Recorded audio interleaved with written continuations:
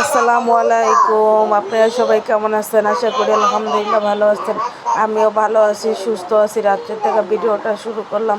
এখানে হলো মেলা হচ্ছিল জাকির হোসেন রোডে। আমি আবার তোমার মেয়েরে নিয়ে গেলাম জাকির হোসেন রোডে মেলা দেখতে। আমি সচরাচর যাই না মেলায়, তারপরও একটু যাই। আবার আমার মেয়ে যদি বায়না করে সঙ্গে যাইতে হয়। এখানে হলো সব কিছু পাওয়া যায় মেলায়। মেলায় পিচ্ছিদের জামা কাপড় হইতে, বড়দের কাপড় চোপড় হইতে, ব্যান্ড হইতে সব কিছুই পাওয়া যায় একটু কম দামে। তারপর হলো ওই যে হাঁড়ি পাতিল হইতে, খেলার পিচ্ছিদের খেলনা হইতে সব কিছু পাওয়া যায়, কাচের জিনিস।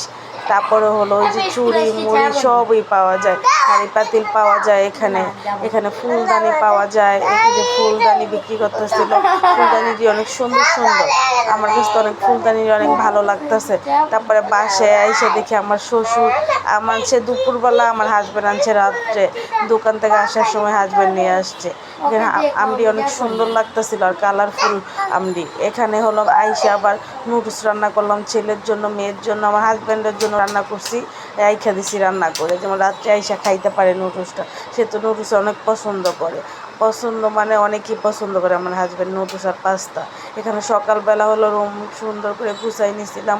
রুমটি গুছিয়ে তারপরে হলো এত রৌদ্র উঠছে সকালে, এখন বাজে হলো 9:30। অনেক রৌদ্র, রৌদ্র মানে রৌদ্র, এত রৌদ্র, এত গরম লাগতেছে। আজকে মনে হয় বৃষ্টি আসবে।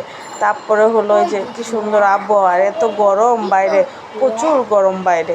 গরম মানে তারপরে চাল আনছে, কালকে চাল দিয়ে আবার ভরতে হবে। এখানে আবার চাল দেখতেছিলাম কি চাল আনছে, নাজিরশাড়ি চাল আনছে। আবার নাজিরশাড়ি চালের ভাত খাইলে ভাল লাগে না, আমার একটু মোটা মোটা মিনিকের চালের ভাত খাইতে আমার অনেক ভালো লাগে।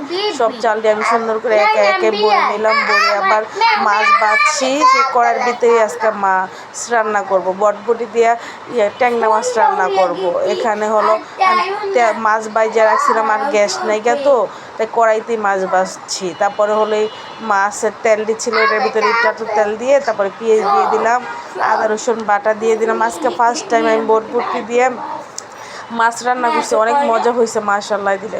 আবার রান্না করে খাবো। এখানে হলো আমি পানি দিয়ে দিলাম পরিমাণ মতন। পানিটা দিয়ে তারপরে হলো লবণ দিব। লবণ দিয়ে আদা রসুন বাটা তো আগেই দিছি, লবণ দিয়ে দিব। লবণটা দিয়ে তারপর হলুদের গুঁড়া, মরিচের গুঁড়া, ধনিয়া গুঁড়া দিব। আমি বেগুন দিছি, আলু দিছি আর বটবটি দিছি। বটবটি তো অল্প ছিল, জন্য বটবটি সব দিই। অল্প বটবটি ছিল দেখে একটু বেগুনের সাথে দিছি। তরকারিটা মাশাআল্লাহ অনেক মজা হয়েছিল খাইতে। তারপরে হলো আমি 2 চামচের মতন হলুদ দিয়ে দিলাম, মরিচ দিব 3 চামচের মতন, তারপর ধনিয়া গুঁড়া দিব।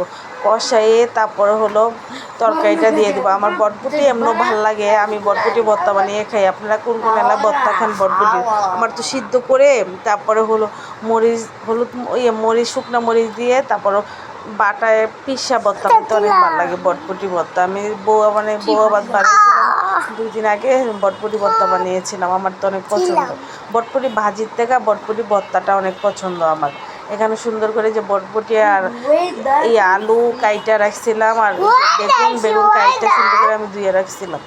ধুয়ে সুন্দর করে রেখে এখানে আবার এখন দিয়ে দিব। আমার কাছে তো অনেক ভালো লাগছিল। আপনারা এভাবে রান্না করে খেয়ে দেখেন, অনেক ভালো লাগবে আমার রেসিপি। এখানে হলো আমি এখন কষাবো, কষানোর জন্য তরকারিটা দিয়ে দিতেছিলাম। তরকারিটা দিয়ে তারপরে হলো কষাবো 5-6 মিনিট। আর গ্যাসও এত ঝামেলা করতেছে, প্রতিদিন রান্না করার সময় গ্যাস চলে যায়। 9টার আগে গ্যাস চলে যায়, 9টার আগে গ্যাস চলে গেলে সকালবেলা স্কুলে দিয়ে আইসে আমার একটু রেস্ট লাগে, আমি একটু শুয়ে থাকি। আইসে আমার শরীরটা কতদিন ধরে ভালো না, ঠান্ডা। তারপরে হলো এমনি শরীরটা, মাথাটা শুইলেই মাথাটা যেমন কেমন জানি লাগে, খালি শরীরটা দুর্বল লাগতেছিল। আসলে সকালবেলা তো উঠতেই মন ছিল না, এত খারাপ লাগতেছে। আজকে মেয়ের বাংলা পরীক্ষা ছিল, দেখা দিয়ে আসছি। আর মেয়ে স্কুলে কোচিং করে তো দিতে হবেই। এখানে হলো আমি পানি দিয়ে দিলাম, কষানো হয়ে গেছে তরকারিটা। পানিটা দিয়ে তারপরে হলো তরকারিটা আমি এখন ডাইকা দিব 5 মিনিটের মতন। 5 মিনিটের মতন ডেকে দিয়ে তারপরে হলো মাছটি আমি এখানে অ্যাড করব। গরম পানি দিছি দেখে তাড়াতাড়ি উঠতে নিয়ে আইসা পড়ছে। এখানে আমি মাছটি দিয়ে দিতেছিলাম। আর তরকারিটা মাছটা দিলে কালারটা অনেক সুন্দর হয়েছে, খাইতেও অনেক ভালো লাগছিল। আমি তো বটবটি তেমন করে রান্না করি না, আমি শুধু ভাজি খাই আর হলো ওই যে ভর্তা খাই, আর চিংড়ি মাছটা মাঝে মাঝে রান্না করে খাই। আমি তরকারিটা মাছ দিয়ে, বড় মাছ দিয়ে রান্না করি না। আজকে ফার্স্ট টাইম রান্না করলাম, অনেক ভালো লাগছে। আপনারা যদি আমার কোনো অংশ ভিডিওটা ভালো লাগে আপনারা লাইক কমেন্ট শেয়ার করে দিবেন আর বেশি বেশি দেখবেন। আপনাদের কাছে আমার একটা রিকোয়েস্ট। এখানে হলো আমি এটা দিয়ে সুন্দর করে আবার 5 মিনিটের জন্য ঢাইকা দিব। 5 মিনিটের মতন ঢাইকা দিয়ে তারপরে ধইনা পাতা দিব। ধইনা পাতা কালকে নিয়ে আসছিলাম আমি, কালকা এখানে অনেকই ধইনা পাতা দিলাম। ধইনা পাতাটা দিয়ে সুন্দর করে আবার 5 মিনিট চুলায় রাখবো, রাইখা তারপরে নামায় ফেলবো তরকারিটা।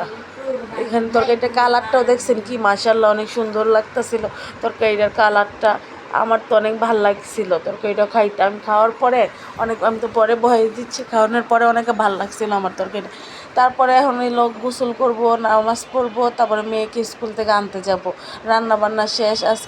আজকে আবার পুঁই শাক দিয়ে, তারপর রুই মাছের মাথা ছিল, রুই মাছের মাথা দিয়ে ঘন্টা রান্না করছিলাম সাথে। ঘন্টাটা অনেক মজা হয়েছিল। তারপরে টক রান্না করছিলাম আম দিয়ে। তারপরে হলো টমাটো দিয়ে একটা টক খাই আমরা সবাই। আমার তো ডাইল না খাইলে এটা আমার অনেক ভালো লাগে। আমি 1 প্লেট ভাত এই টক দিয়ে খাইতে পারবো। এখানে আলু দিয়ে তারপর টমাটো দিয়ে একটা টক খাই, সাথে আম দিয়ে দিছিলাম। আম দেওয়ার পরে হলো এত অনেক ঝুম বৃষ্টি নামছে। মেয়েকে স্কুল থেকে আনতে যাবো বলতেছি, এখন এত ঝুম বৃষ্টি, মেয়ে একে একে আইসা পড়ছে। এত বৃষ্টি যে কোয়ারি বাইরে। আর মেয়েকে স্কুল থেকে আনতে যাইতে পারি নাই। মেয়ে একা একা স্কুল থেকে আইসা পড়ছে। তারপরে হলো মেয়েকে গোসল মুসল করে আমিও নামাজ পড়লাম। নামাজ পড়ে বিকাল টাইম এখন বাজে হলো 5টার দিকে। এত আকাশটা কালো, অনেক কালো। আর আকাশটা এত সুন্দর, ঢাকা শহরটা যে এত কালো হয়ে গেছে যে দেখতে এত ভাল লাগতেছিল। ঢাকা শহর এত বৃষ্টি, মনে করেন 2টার থেকে বৃষ্টি আরম্ভ হয়েছে, 4টা 4:30 বাজে গেছে, বৃষ্টি কমে না। 5টা বাজে বৃষ্টি কমার পরে হলো আকাশ, মোবাইলে তো বোঝা যাচ্ছিল না, এত সুন্দর আকাশটা ঢাকা শহর।